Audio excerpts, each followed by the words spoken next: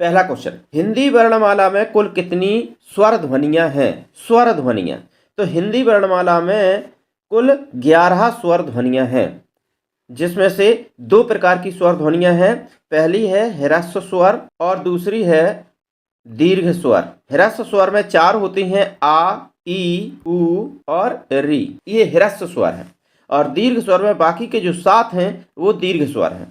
चलिए आगे बढ़ते हैं। इनमें से दंत व्यंजन कौन सा है? यानी कि स्पर्श की दृष्टि से जो दंत व्यंजन कहा जाता है वो कौन सा है? तो आप उच्चारण करके देख सकते हैं। का कंठ है, पा ओष्ठ है, ता दंत है, ता दंत व्यंजन है। सी इसका राइट आंसर है। और णा जो है, णा है वो है नासिका। चलिए आगे, देवनागरी वर्णमाला में कुल कितनी ध्वनियां हैं? यानी कि देवनागरी जो वर्णमाला है उसमें ध्वनियां कितनी मानी गई हैं? तो देवनागरी वर्णमाला में ध्वनियां जो मानी गई हैं वो मानी गई हैं 52। आगे बढ़ते हैं। जो संज्ञाएं किसी एक ही प्रकार की सभी वस्तुओं का बोध कराती हैं वे कहलाती हैं। तो वे संज्ञाएं कहलाती हैं जब एक ही प्रकार की सभी, यानी कि संपूर्ण जाति का सभी प्रकार की वस्तुओं को बोध कराती हैं, वे होती हैं जातिवाचक संज्ञा।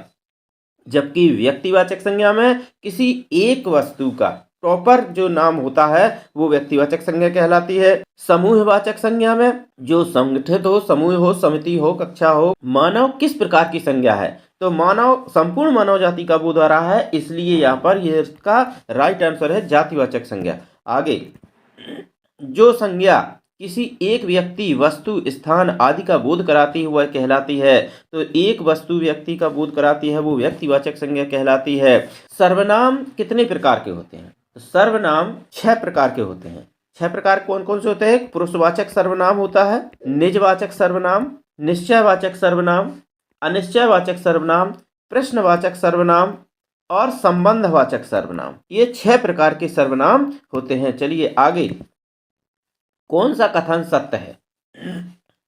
सर्वनाम संज्ञा की पुनरावृत्ति को रोकता है। बिल्कुल सही आंसर है। संज्ञा की पुनरावृत्ति को, यानी कि एक बार संज्ञा का प्रयोग कर लिया, जैसे राम गया, उसने वहां ये देखा, अब हर बार कहेंगे राम गया, राम ने ये किया, राम ने वो किया, तो वो पुनरावृत्ति को रोकता है कि संज्ञा शब्द की पुनरावृत्ति को, यानी कि बार बार उसको रोकता है और उसकी जगह पे सर्वनामों का प्रयोग किया जाता है। चलिए आगे, अगर आप चैनल पर नए हैं तो चैनल को सब्सक्राइब कर लीजिए।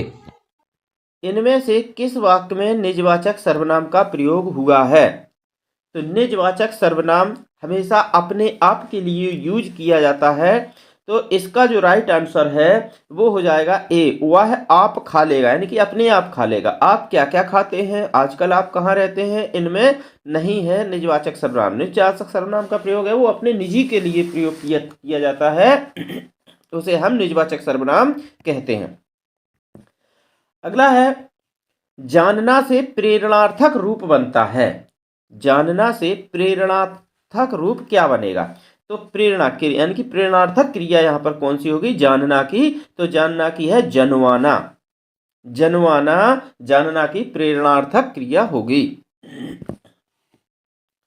अगला है, सामान्यतः क्रिया के भेद कितने होते हैं? सामान्यतः क्रिया के 2 भेद होते हैं। ए इसका राइट आंसर है। कौन कौन से 2 भेद होते हैं? एक सा होता है सकर्मक क्रिया जो कर्म के साथ होती है, और दूसरा नंबर होता है अकर्मक क्रिया। ये क्रिया के 2 भेद मुख्य रूप से होते हैं। आगे, धातु में ना शब्द जोड़ने से, ना जोड़ने पर क्या बनता है? तो धातु में ना जोड़ने पर सामान्य क्रिया बन जाती है। आगे, मोटा एक विशेषण है। मोटा शब्द है, ये मोटा किस प्रकार का विशेषण है? तो मोटा शब्द गुणवाचक विशेषण है, ये किसी वस्तु का गुण बता रहा है। आगे, जो शब्द किसी संज्ञा की विशेषता बताएं वह शब्द कहलाते हैं, यानी कि जो शब्द संज्ञा की विशेषता बताते हैं उन्हें हम क्या कहते हैं? तो जो शब्द संज्ञा की विशेषता बताते हैं उन्हें हम विशेषण कहते हैं, और जिसकी विशेषता बताई जाती है वो विशेष कहलाता है। जिसकी विशेषता बताई जाए वो विशेष कहलाता है, और जिसकी विशेषता जो विशेषता बताई जाए वो विशेषण कहलाता है। और क्रिया विशेषण यानी कि जो क्रिया की भी विशेषता यानी कि क्रिया की विशेषता बताई जाए उसे क्रिया विशेषण कहते हैं। विशेषण के मुख्यतः प्रकार हैं। विशेषण के कितने प्रकार होते हैं? तो विशेषण के 4 प्रकार होते हैं। नंबर 1 गुणवाचक विशेषण, गुणवाचक। और नंबर 2 है संख्यावाचक विशेषण, जो संख्या से संबंधित होता है। और नंबर 3 है परिमाणवाचक, परिमाणवाचक। और नंबर 4 आता है सार्वनामिक विशेषण। तो विशेषण 4 प्रकार के होते हैं। कौन सा शब्द स्त्रीलिंग है? ये कुछ शब्द दिए गए हैं, इनमें स्त्रीलिंग शब्द को पहचानना है। तो सहारा पुल्लिंग शब्द है, सूचीपत्र पुल्लिंग शब्द है, सियार पुल्लिंग शब्द है। इसका जो राइट आंसर है वो है डी। डी यानी कि परिषद स्त्रीलिंग शब्द होता है। नेत्री शब्द का पुल्लिंग रूप क्या होगा? नेत्री, जैसे कि अभिनेत्री हो गया, तो अभिनेत्री का आप जानते हैं क्या होगा? अभिनेत्री का अभिनेता होता है, अभिनेता होता है अभिनेत्री का। तो जब अभी दोनों में से हटा दो तो नेत्री का नेता बच गया, यानी कि इसका राइट आंसर ए हो जाएगा। हिंदी में शब्दों का लिंग निर्धारण किसके आधार पर होता है? हिंदी में शब्दों का जो लिंग निर्धारण होता है वो किसके आधार पर होता है? तो ये होता है संज्ञा के आधार पर। आगे बढ़ते हैं। आविर्भाव का विलोम शब्द क्या होगा? आविर्भाव का विलोम शब्द क्या होगा? वैसे आविर्भाव के यदि अर्थ को देखें तो आविर्भाव का अर्थ होता है प्रकट करना, यानी कि प्रकट, सामने यानी कि प्रकट हो जाना, प्रकट करना। तो आविर्भाव का जो विलोम शब्द होगा वो होगा तिरोभाव। तिरोभाव का अर्थ होता है अदृश्य, इसका अर्थ होता है अदृश्य, इसका जो होता है वो अदृश्य होता है। तो प्रकट का अदृश्य, तो आविर्भाव का विलोम तिरोभाव। आगे चलते हैं। स्थूल का विलोम शब्द क्या होता है? स्थूल का विलोम शब्द होता है सूक्ष्म। स्थूल माने होता है बड़ा और सूक्ष्म माने होता है अत्यंत छोटा, बड़ा और छोटा। तो सूक्ष्म माने छोटा, स्थूल माने बड़ा। आगे बढ़ते हैं। संयोग का विलोम शब्द क्या होता है? संयोग, तो संयोग का विलोम शब्द होता है वियोग। संयोग माने होता है मिलन और वियोग माने होता है बिछड़ना। ये इसका विलोम हो जाएगा डी। चलिए आगे। निम्नलिखित में आंख का पर्यायवाची नहीं है। अब आंख का पर्यायवाची कौन सा नहीं है? तो आंख का देखिए, चक्षु को आंख कहते हैं, आंख होती है ये चक्षु। दृग को भी आंख कहते हैं, लोचन को भी आंख कहते हैं। यदि राजीव की बात करें तो राजीव हम कमल को कहते हैं, यानी कि ये कमल का पर्यायवाची है, इसलिए इसका राइट आंसर सी हो जाएगा। सी आंख का पर्यायवाची नहीं होता है। अगले प्रश्न की ओर। अनि शब्द का पर्यायवाची नहीं है। अब अनि, अनि माने होता है नोक, अनि माने नोक होता है। अब नोक और किसे किसे कहते हैं? अच्छा, अनि का एक और अर्थ होता है लगने वाली बात, लगने वाली बात। ये अनि का एक और अर्थ होता है लगने वाली बात। अब इनमें से लगने वाली बात या नोक, अनि का पर्यायवाची इनमें से कौन सा नहीं है? तो इसमें जो अंगी शब्द है वो पर्यायवाची अनि का नहीं है। चूम भी इसी को कहते हैं, अनीकनी भी कहते हैं और दल भी कहते हैं, यानी कि ये तीनों इसके पर्यायवाची हैं, जबकि अंगी शब्द इसका पर्यायवाची अनि का नहीं है। अगली प्रश्न की ओर बढ़ते हैं। अटवी का पर्यायवाची इनमें से कौन नहीं है? तो अटवी का जो अर्थ होता है उसको कहते हैं हम वन, अर्थात जंगल। कानन विपिन, देखिए यहां पर दिए गए हैं कि इसका कांतर वन को कहते हैं, विपिन वन को कहते हैं, कानन वन को कहते हैं। इसमें अगर अटवी कांता को नहीं कहते, यानी कि जो पर्यायवाची अटवी का ये तीनों हैं ये कांता नहीं है, इसलिए इसका राइट आंसर ए हो जाएगा। डाह का समानार्थी क्या है? डाह, समानार्थी शब्द आ गया यहाँ पे। तो डाह का समानार्थी शब्द ईर्षा होता है।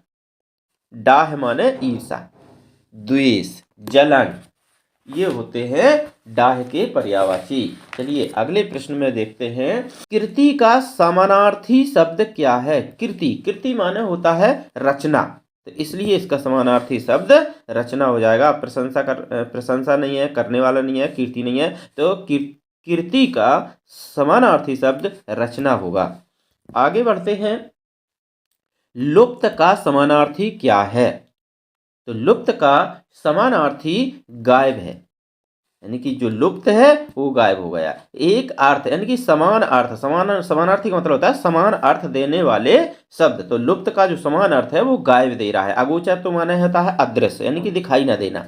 अप्रकट मतलब जो सामने ना हो, और गुप्त माने रहस्यमयी, इसको रहस्यमयी बोलते हैं, इसको जो सामने ना हो, और अगोचर को जो दिखाई ना दे। जबकि लुप्त का मतलब होता है गायब हो जाना, तो इसका समानार्थी गायब शब्द है। चलिए आगे,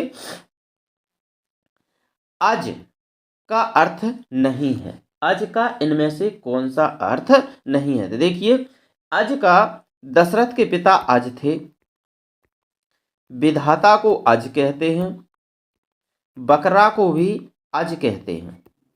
ये तीनों अज के अर्थ हैं, जबकि इंद्र इसका अर्थ नहीं है, यानी कि इंद्र को अज नहीं कहते हैं, इसलिए इसका राइट आंसर ए है। मुद्रा का अर्थ होता है मुद्रा, तो मुद्रा का क्या अर्थ होता है? अंगूठी, भाव मुद्रा, सील और ये सभी। तो देखिए, अंगूठी को भी मुद्रा कहते हैं, भाव को भी मुद्रा कहते हैं कि आपकी मुद्रा कैसी, यानी कि भाव मुद्रा क्या है, और सील को भी मुद्रा कहते हैं। इसलिए इसका जो राइट आंसर है वो है डी, ये सभी मुद्रा के अर्थ हैं। आगे बढ़ते हैं, उपल का अर्थ इनमें से क्या नहीं है? उपल का क्या अर्थ नहीं है? तो उपल का यानी कि उपल जो शब्द है उसको हम डी राइट आंसर है, यानी कि बादल को उपल नहीं कहते हैं। ओला को भी उपल कहते हैं, ये भी उपल होता है। पत्थर को भी दूसरा नाम उपल होता है, बिजली का भी उपल नाम होता है, यानी कि इन तीनों को हम उपल कहते हैं, जबकि बादल को उपल नहीं कहते हैं। अधजल गगरी छलकत जाए का क्या अर्थ है? अधजल गगरी छलकत जाए, देखिए, जब गगरी अगर पूरी फुल ओंठों तक भरी होगी तो वो इतनी आसानी से नहीं छलकेगी, उसमें छलछलाना नहीं होगा। जबकि अधजल यानी कि गगरी पूरी तरह भरी भी ना हो, पूरी तरह खाली भी ना हो, तो फिर वो छलकती है। इसका अर्थ ये होता है कि संभल कर चलना नहीं, थोड़े पानी का बगुला होना नहीं, अल्पज्ञ अथवा सामान्य संपत्ति वाले व्यक्ति द्वारा गर्व प्रदर्शन करना। बिल्कुल ये सही आंसर है, सी इसका राइट आंसर है। अधजल गगरी छलकत जाए, यानी कि जिसको ज्ञान कम है लेकिन वो बड़बड़ाता बहुत है, बहुत ज्ञानवान बनता है, ज़्यादा प्रदर्शन करता है, या जिसके पास रुपया धन पैसा होता नहीं है लेकिन वो अपने रुपया धन पैसे का अथक प्रयास करता है, बहुत ज्यादा दिखाने का गर्व घमंड करता है, इसलिए यहाँ पर सी राइट आंसर है। आगे है, आ बैल मुझे मार का क्या अर्थ है? आ बैल मुझे मार, छेड़छाड़ करना, बैल के सामने वीरता दिखाना, जानबूझकर मुसीबत में पड़ना, फटे में टांग अड़ाना। बिल्कुल यहाँ पर जो राइट आंसर आप समझ रहे होंगे, इसका राइट आंसर है सी, यानी कि जानबूझकर मुसीबत में पड़ना। आ बैल मुझे मार के लिए ये बिल्कुल सही अर्थ है। आगे बढ़ते हैं, घर की खाण किरकिरी लागे बाहर का गुड़ मीठा, ये एक लोकोक्ति है। देखिए, मुहावरा और लोकोक्ति में थोड़ा सा अंतर है। मुहावरा एक वाक्यांश होता है, मुहावरा वाक्यांश होता है, और ये किसी वाक्य के साथ प्रयोग किया जाता है, यानी कि मुहावरा जो होता है वो वाक्यांश होता है, और लोकोक्ति होती है अपने आप में पूर्ण होती है, यानी कि पूर्ण अर्थ प्रदान करती है। तो मुहावरा एक वाक्यांश होता है, और ये जो लोकोक्ति होती है ये पूर्ण अर्थ प्रदान करती है, यानी कि अपने आप में पूर्ण वाक्य होती है। चलिए, तो इसका जो राइट आंसर है 33वां का, कि घर की खाण किरकिरी लागे बाहर का गुड़ मीठा। इस लोकोक्ति का क्या अर्थ है? तो इस लोकोक्ति का अर्थ है कि सरलता से उपलब्ध होने वाली श्रेष्ठ वस्तु भी अच्छी नहीं लगती है। जो आसानी से कोई वस्तु मिल जाए वो हमको अच्छी नहीं लगती है, इसलिए कहा गया है कि घर की खांड किरकिरी और लागे बाहर का गुड़ मीठा। तो इसका राइट आंसर है डी। अंगारों पर पैर रखना मुहावरे का अर्थ क्या है? अंगारों पर पैर रखना, जानबूझकर खतरे में पड़ना, असंभव काम करना, असंभव काम करना, ये 2 बार लिख गया है। असंभव काम करना, होली के अवसर पर किया जाने वाला कृत्य और नखरे करना, यानी कि होली पे एक कृत्य करो जाता है, अंगारों पर चला जाता है, इसका अर्थ ये नहीं है। इसका अर्थ है जानबूझकर खतरे में पड़ना, यानी कि अंगारों पर पैर रखना। ये आप जानते हैं कि आग पर यदि हम पैर रखेंगे तो हम जल जाएंगे, फिर भी अंगारों पर पैर रखते हैं, तो इसका मतलब है कि आप जानबूझकर खतरे में पड़ रहे हैं। अपना उल्लू सीधा करना मुहावरे का क्या अर्थ है? अपना उल्लू सीधा करना यानी कि अपना, वो तो है अपना उल्लू सीधा करता रहता है, यानी कि अपना काम निकालना। तो इसका जो राइट आंसर है, इसका राइट आंसर है काम निकालना, यानी कि डी। अपना उल्लू सीधा करना, अपना काम निकाला। व्यापार में सफल होना नहीं, दूसरों को मूर्ख बनाना नहीं, बेईमानी करना नहीं, इसका राइट आंसर है डी। आगे बढ़ते हैं। अपनी खिचड़ी अलग पकाना का क्या अर्थ है? अपनी खिचड़ी अलग पकाना, बातें करना, अलग रहना, छुआछूत मानना, मनमानी करना। तो इसका जो राइट आंसर है वो है अलग रहना।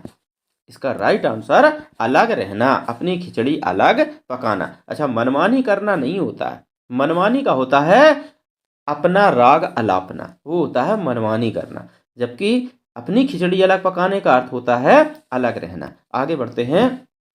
वह व्यक्ति जिसकी पत्नी मर गई हो, वह व्यक्ति जिसकी पत्नी मर गई हो तो उसको अविवाहित कहते हैं? नहीं, अविवाहित तो जब अविवाहित है तो उसकी तो पत्नी नहीं हुई होगी ना। अकेला, अकेला तो कोई भी रह सकता है, जिसकी पत्नी भी नहीं हुई होगी वो भी अकेला रह सकता है। पत्नी विहीन, पत्नी विहीन तो कहते नहीं है, उसको कहते हैं विधुर। और जिसका पति मर गया हो उसको कहते हैं विधवा। तो विधुर का विलोम शब्द भी विधवा होता है। जिसकी पत्नी मर गई हो उसको विधुर कहते हैं और जिसका पति मर गया हो उसको विधवा कहते हैं। चलिए आगे की ओर बढ़ते हैं। दूसरे देश से अपने देश में सामान मंगाने की क्रिया को क्या कहते हैं? निर्यात का मतलब होता है अपने देश से दूसरे देश में भेजना, कोई सामान भेजना, वो होता है निर्यात करना। प्रेषण मतलब ये भी भेजना होता है, लेकिन कोई वैसा प्रेषण होता है जैसे चिट्ठी पत्री वगैरह प्रेषण भेजना होता है। वाहन तो जिसके द्वारा कोई चीज जाए, जिस पर लेके जाया जाए उसको हम वाहन कहते हैं। जबकि आयात जैसे कि आ से ही होता है, आ से आगमन, आ से आगमन। तो जब आया है कोई सामान, यानी कि दूसरे देश से अपने देश में कोई सामान आया है तो उसको हम आयात बोलते हैं। जबकि अपने देश से दूसरे देश के लिए कोई सामान भेजते हैं तो उसको हम निर्यात बोलते हैं। आगे की ओर बढ़ते हैं। प्रत्येक धर्म सिखाता है कि आपस में भाईचारे से रहो। ध्यान से पढ़ना है इस प्रश्न को कि प्रत्येक धर्म सिखाता है कि आपस में भाईचारे से रहो, किस प्रकार का वाक्य है? ये वाक्य बताना है। क्या मिश्र वाक्य है, सरल वाक्य है, संयुक्त वाक्य है, या इनमें से कोई नहीं है? तो इसका राइट आंसर है ये एक मिश्र वाक्य है। प्रत्येक धर्म सिखाता है कि आपस में भाईचारे से रहो, ये की शब्द जो जुड़ा हुआ है इससे ये दोनों को मिश्रित हो रहा है, इसलिए यहाँ पर मिश्र वाक्य है ये। आगे बढ़ते हैं। दुष्ट व्यक्ति की मित्रता स्थायी नहीं होती। दुष्ट व्यक्ति की मित्रता स्थायी नहीं होती है, किस प्रकार का वाक्य है? तो ये है सरल वाक्य, इसमें कुछ नहीं मिला, सीधा सीधा वाक्य है, तो ये सरल वाक्य हो गया। आगे बढ़ते हैं। 48वां प्रश्न है। पैसा कमाना एक बात है, उसे ढंग से व्यय करना अलग बात है। देखिए इसमें क्या हो रहा है। इसमें पैसा कमाना एक बात है, उसे ढंग से व्यय करना अलग बात है। तो इसमें किस प्रकार का वाक्य है? तो ये जो वाक्य है ये है संयुक्त वाक्य, क्योंकि इसमें एक वाक्य में 2 वाक्य मिले हुए हैं। पैसा कमाना एक बात है, ठीक है, उसे ढंग से व्यय करना अलग बात है, तो ये संयुक्त वाक्य का एक उदाहरण है। आगे बढ़ते हैं। आपसे सादर है कि आप हमारे यहाँ मुख्य अतिथि बनकर पधारें। इस रिक्त स्थान में कौन सा शब्द आएगा इनमें से? क्या आपसे सादर अनुग्रह है कि आप हमारे यहाँ आए? क्या ऐसा होगा कि आपसे सादर अनुरोध है कि आप हमारे यहाँ आए? पढ़ के भी देख लिया करें। आपसे सादर विनय है कि आप हमारे यहाँ आए, या आपसे सादर अभिलाषा है कि आप हमारे यहाँ आए। तो इसका जो राइट जो फिट बैठ रहा है कि आपसे सादर अनुरोध है, यहाँ पर अनुरोध शब्द आएगा, अनुग्रह भी नहीं आएगा, विनय भी नहीं आएगा और अभिलाषा भी नहीं आएगा। अभिलाषा उन्होंने इच्छा होती है तो आपसे सादर इच्छा है, नहीं ये नहीं होगा, आपसे अनुरोध है ना। तो इसका राइट आंसर बी हो जाएगा। आगे बढ़ते हैं। चलचित्रों के माध्यम से समाज में बुराइयों को दूर किया जा सकता है। चलचित्र के माध्यम से समाज में फैली तो इसमें है ही नहीं है। अगर यहाँ पे फैली लिखा होता तो होता चलचित्र के माध्यम से समाज में फैली बुराइयों को दूर किया जा सकता है। तो फैली शब्द है नहीं है, अब इनमें से छांटना है। क्या रोपित, चलचित्र के माध्यम से समाज में रोपित बुराइयों को दूर किया जा सकता है? नहीं, कुछ अच्छा नहीं लग रहा, फिट नहीं बैठ रहा। स्थापित, चलचित्र के माध्यम से समाज में स्थापित बुराइयों को, नहीं स्थापना तो की नहीं है किसी ने, ना रोपा है किसी ने समाज में।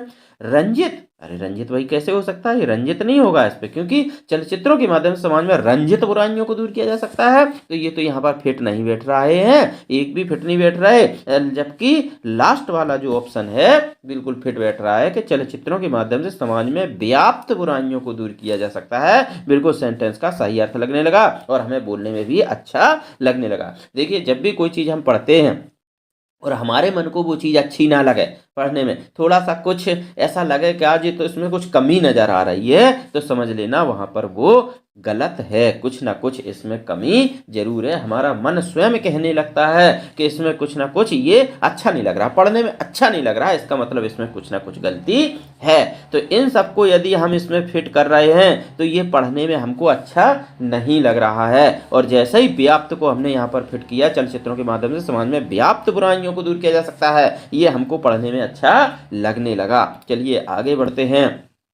शुद्ध वर्तनी का चयन कीजिए। यहाँ पे कुछ प्रश्न वर्तनी से संबंधित हैं कि इनमें शुद्ध वर्तनी का जो चयन है वो करना है। क्या अंतर्ध्यान ऐसा लिखा जाता है, क्या अंतर्ध्यान ऐसा लिखा जाता है, या अंतर्धान ऐसा लिखा जाता है, कैसा लिखा जाता है अंतर्ध्यान। तो अंतर्ध्यान के लिए इसका जो राइट आंसर है वो है सी, अंतर्ध्यान ऐसा लिखा जाता है। ये भी गलत है, अंतर्धान भी गलत है और इनमें से कोई तो ही नहीं है। तो ये ऐसा लिखा जाता है अंतर्ध्यान। चलिए आगे की ओर बढ़ते हैं। असंगत का चयन कीजिए। इनमें जो असंगत लग रहा हो, यानी कि इसके जैसा ना हो, इसके संग का ना हो, उसको हमें छटनी करनी है इसमें से। तो देखिए, समय, अंतराल और अवधि, ये जो तीनों हैं ये एक ही समानार्थी हैं, यानी कि समय के ये पर्यायवाची हैं, ये समय के पर्यायवाची हैं। जबकि अवकाश छुट्टी का है, ये छुट्टी बोलते हैं इसको। तो असंगत जो है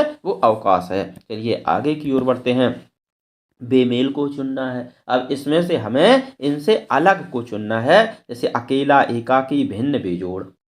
अब देखिए, बेमेल को चुनना है तो अकेला, अकेला हो गया एक, एकाकी इसका भी मतलब हो गया एक, बेजोड़ मतलब जो जोड़े में ना हो अर्थात एक, क्योंकि जोड़ा तो दो लोगों का होता है, दो का होता है, किसी भी दो वस्तुओं का जोड़ा कहते हैं। यदि बेजोड़ है यानी कि जोड़ा है नहीं है तो उसका भी अर्थ हुआ। तो ये देखिए, ये सभी यानी कि ये अकेला, एकाकी, बेजोड़, इनके एक ही अर्थ निकल रहे। जबकि भिन्न ये होता है, इसका अर्थ होता है अलग, भिन्न माना होता है अलग। तो इसका जो बेमेल शब्द है वो है भिन्न। सी इसका राइट आंसर है। आगे बढ़ते हैं। निम्नलिखित में से उपसर्ग रहित शब्द कौन सा है, यानी कि उपसर्ग रहित जिसमें कोई उपसर्ग न लगा हो। उत्पाद, जी उत्पाद में तो उपसर्ग लगा हुआ है, अधिकरण में अधि उपसर्ग लगा हुआ है, अधिराज में भी अधि उपसर्ग लगा हुआ है। ये तीनों उपसर्ग युक्त हैं। इसमें है उत उपसर्ग लगा हुआ है, इसमें उत उपसर्ग, इसमें उत उपसर्ग लगा है। जबकि इसमें अधि उपसर्ग लगा है, इसमें भी अधि उपसर्ग लगा है और इसमें कोई उपसर्ग नहीं लगा। तो इसका जो राइट आंसर है वो है ए, उसका में कोई उपसर्ग नहीं है, ये उपसर्ग रहित शब्द है। आगे बढ़ते हैं। निम्नलिखित में से उपसर्ग रहित शब्द कौन सा है। अब इस यहाँ पे भी उपसर्ग रहित शब्द पूछा है, यानी कि उपसर्ग जिसमें ना हो। तो कठिन, दुराचार, दुर्गम और अत्याचार। तो इसका भी राइट आंसर ए है। कैसे? दुराचार में दुर उपसर्ग लगा हुआ है, दुर्गम में भी दुर उपसर्ग लगा हुआ है, अत्याचार में अति उपसर्ग लगा हुआ है, अति। ये तीनों में उपसर्ग लगा हुआ है, जबकि कठिन में कोई उपसर्ग नहीं है, इसलिए इसका राइट आंसर ए हो जाएगा। आगे बढ़ते हैं। अड़ियल शब्द में कौन सा प्रत्यय लगा हुआ है? अड़ियल शब्द में कौन सा प्रत्यय लगा हुआ है? क्या यल लगा है? नहीं लगा। यल, हाँ यल लगा हुआ है, क्योंकि अड़ियल, आड़ में यल लगा दिया, यानी कि अड़ियल, आड़ में यल लगाने से अड़ियल बन गया। ला और ये तो लगे ही नहीं है, तो जो उत्तर इसका हो जाएगा वो हो जाएगा बी। आगे बढ़ते हैं। निम्न में तत्सम शब्द का चयन कीजिए। कुछ यहाँ पर दिए गए हैं तद्भव तत्सम, तो इनमें से तत्सम शब्द का चयन करना है। रेडियो तद्भव शब्द है, तद्भव। पगड़ी ये तो देशज शब्द है। कान ये भी तद्भव शब्द है, जबकि यहाँ पर अश्रु शब्द तत्सम शब्द है, ये तत्सम शब्द है। और अश्रु का तद्भव शब्द होता है आंसू, अश्रु का तद्भव शब्द आंसू होता है। आगे प्रश्न की ओर बढ़ते हैं। तथैव का संधि विच्छेद क्या होगा?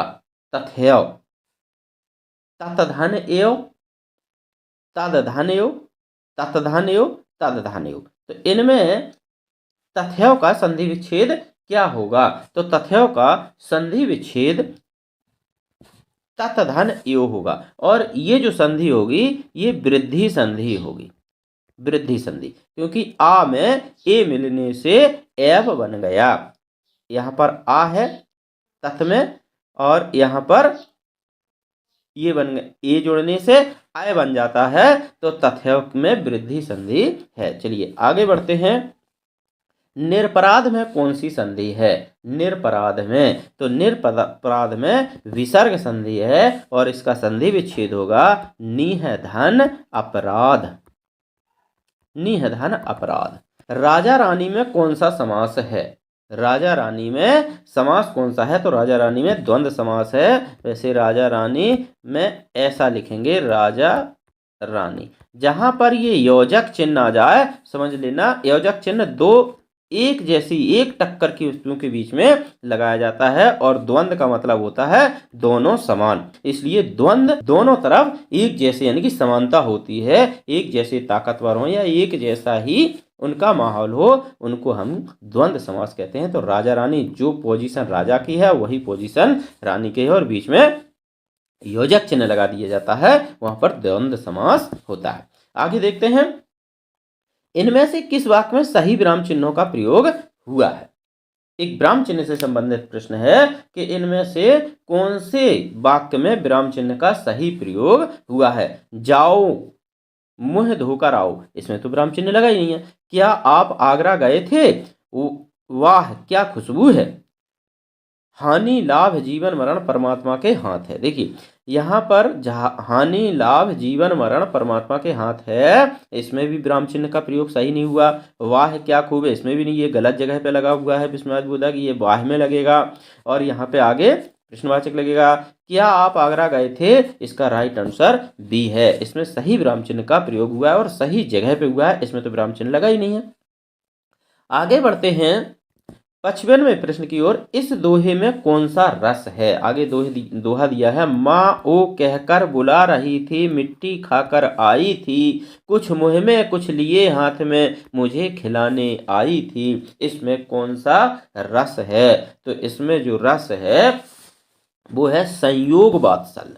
अब वियोग वात्सल्य, देखिए वात्सल्य के भी दो भाग होते हैं, एक होता है संयोग वात्सल्य, एक होता है वियोग वात्सल्य। हमारा रस वाला चैप्टर आप पढ़ना दिया हुआ है, चैनल पर पढ़ा है, जो रस का हमने वीडियो बनाया था वो उसमें देखना, उसमें संयोग और वियोग का विस्तार से वर्णन किया गया है। श्रृंगार के भी दो भाग होते हैं, एक संयोग श्रृंगार होता है और दूसरा वियोग श्रृंगार होता है। और वात्सल्य के भी दो होते हैं, एक संयोग वात्सल्य होता है, एक वियोग वात्सल्य होता है। जब माता और बच्चा, पिता और बच्चे के जो मिलन का का जो प्रेम होता है, यानी कि एक दूसरे का मिलन रूपी स्नेह होता है, उसे हम संयोग वात्सल्य कहते हैं। और जो वियोग यानी कि बिछड़ने वाला जो रति होता है, बिछड़ने वाला जो स्नेह होता है, वो वियोग वात्सल्य होता है। जब माँ और बच्चा दूर रहता है, फिर उनके जो प्रेम के बारे में बात की जाती है, उनके स्नेह के बारे में बात की जाती है, वहाँ पर वियोग वात्सल्य रस होता है। अब यहाँ पर तो संयोग है, क्योंकि जो बच्ची है छोटी सी, वो चिल्ला रही है और क्या खा के आई है, माऊ कहकर बुला रही थी, मिट्टी खाकर आई थी, कुछ मुँह में कुछ लिए हाथ में, मुझे खिलाने आई थी। यानी कि जो बच्ची है वो हाथ में लिए हुए है मिट्टी और खा रही है, और माँ को भी चिल्ला रही है, माँ को भी खिलाने है, कुछ उसके हाथ में है, कुछ उसके मुंह में है। तो इस प्रकार से यहाँ पे माता और बच्ची का स्नेह बताया गया है, इसलिए यहाँ पे संयोग वात्सल्य रस है। छंद मुख्य रूप से कितने प्रकार के होते हैं? छंदों से संबंधित है, छंद मुख्य रूप से कितने प्रकार के होते हैं? तो छंद जो होते हैं वो 4 प्रकार के होते हैं। 4 प्रकार के होते कौन कौन से हैं? एक तो होते हैं वर्णिक छंद। कौन से छंद? वर्णिक छंद। और दूसरे नंबर पर जो छंद होते हैं वो होते हैं मात्रिक छंद। मात्रिक छंद। तीसरे नंबर पर होते हैं मुक्तक छंद या मुक्त छंद। मुक्त छंद। मुक्त छंद को ही मुक्तक छंद भी बोलते हैं। और चौथे नंबर पर होता है वार्णिक व्रत। वार्णिक व्रत। ये 4 प्रकार के छंद बताए गए हैं और 4 प्रकार के छंद होते हैं। चलिए आगे प्रश्न की ओर बढ़ते हैं। कोई भी छंद किस में विभक्त रहता है? यानी कि कोई भी जो छंद होता है वो किस में विभक्त रहता है? चरणों में, यति में, या इन दोनों में? तो इसका जो राइट आंसर है वो सी है, इन दोनों में ही कोई भी छंद व्यक्त रहता है, यानी कि उसमें बटा हुआ होता है। चलिए आगे की ओर बढ़ते हैं। प्रवाह लाने के लिए छंद की पंक्ति में ठहरना क्या कहलाता है? यानी कि जो प्रवाह लाने के लिए कविता में या छंद में किसी में भी तो उस पंक्ति में ठहरना हो कहीं पे, तो उसको क्या कहते हैं? तो उसको हम कहते हैं यति। और पूर्ण रूप से ठहरना विराम कहा जाता है। गति लय को कहते हैं। तो अच्छा, लय और गति एक ही चीज है। तुकबंदी जैसे लास्ट में आय आ रहा तो सभी पंक्तियों में आय आएगा, तो ये एक तुक होती है। गति को ही लय बोलते हैं और यति को, उसमें थोड़ा से छंद में ठहराव को यति बोलते हैं। चलिए आगे बढ़ते हैं। छंद की प्रत्येक पंक्ति को क्या कहते हैं? तो छंद की प्रत्येक पंक्ति को हम चरण कहते हैं। जैसे कि दोहा छंद है, दोहा छंद में 4 चरण होते हैं, एक यहाँ, तीसरा यहाँ और चौथा यहाँ। और इस सत्र का ये लास्ट प्रश्न है। जो सुमरत सिद्धि होई, गणनायक करिवर वदन, करहु अनुग्रह सोई, बुद्धि राशि शुभ गुण सदन। ये उक्त पंक्ति में कौन सा छंद है ये आपको बताना है। क्या ये दोहा है? नहीं, ये दोहा नहीं है। अब पहचान कैसे करेंगे? दोहा का हमें पता है 13 और 11 मात्राओं पर यति होती है। 13 और 11 इसकी मात्राएं गिनते हैं। देखिए मात्राएं गिनने का तरीका है, जो दीर्घ स्वर है उसकी 2 मात्राएं होती हैं। जैसे जो है, जो में 2 मात्राएं हो गई, सु में 1 मात्रा हो गई, मी में 1 मात्रा हो गई, रा में 1 मात्रा हो गई, ता में 1 मात्रा, क्योंकि ये ह्रस्व हैं तीनों तो इसलिए इतनी मात्रा हो। सी में 1 मात्रा, धी में 1 मात्रा, हो में 2 मात्रा, ई में 1 मात्रा। अब इनको गिनते हैं। 1 2 3 4 5 6 7 8 2 10 1 11। ये 11 मात्राएं हो गई इस वाले में। और इसमें गिनते हैं कितनी हो गई? देखिए यहाँ से गिनते हैं इसको, इस वाले को गिनते हैं। गण में 1 और 1 मात्रा हो गई। नायक में देखिए 2 इसमें हो गई, या में 1 हो गई, का में 1 हो गई, करिवर में 1 2 3 4 करिवर में हो गई, बदन में 1 2 3 बदन में हो गई। यानी कि ये अब मात्राओं को गिनते हैं। 1 1 2 3 4 5 6 7 8 9 और 2 11 12 13। ये इसमें हो गई 13 मात्रा। देखिए यहाँ 11 और यहाँ 13। अब यदि ये दोहा होता तो ये मात्राएं यहाँ होती और ये यहाँ होती। कहने का मतलब है कि इसमें उल्टा चल रहा है, दोहे से उल्टा चल रहा है, और जो दोहे से उल्टा होता है उसको हम सोरठा कहते हैं। इसका राइट आंसर हो जाएगा सोरठा। ये दोहे का उल्टा है।